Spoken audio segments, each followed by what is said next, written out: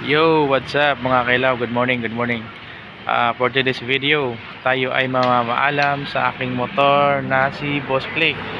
Dahil ihatid ko na siya ngayon doon sa may-ari na kukuha at bibili ng aking motor.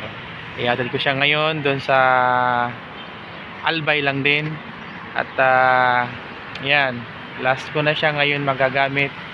Itong motor na to at 2 taon mahigit na rin kaming nagsama at kailangan ko na rin magbawas ng motor dahil Eddie, wow. importante. Ayun,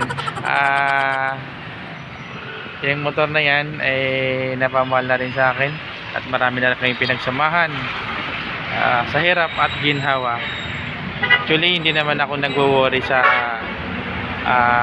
motor na yan dahil yung kukuha ng motor alam ko naman naaalagaan siya at nasa maayos siyang kundi tawag ito, kamay. So hindi ako mag-aalala at okay yung kukuha at walang problema at basta sure ball. So itong motor na to, actually minasingan ko siya kahapon. Kaya nga bago ihatid bawasingan, ang problema nga lang biglang umulan. So yun, pasensya na. At ulit, nadumihan ulit, sayang yung wax. Anyway, so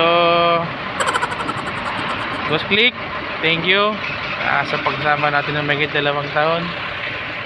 Ito'y alaala na rin sa'yo. Alright, so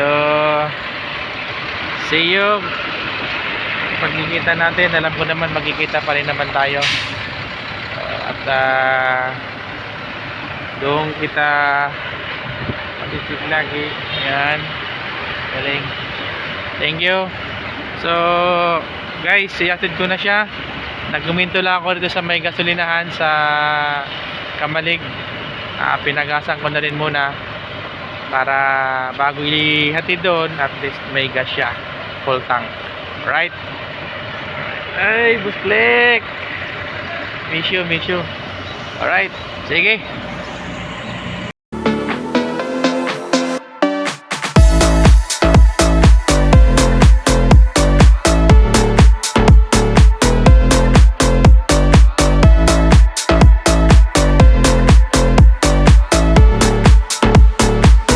A few inches later.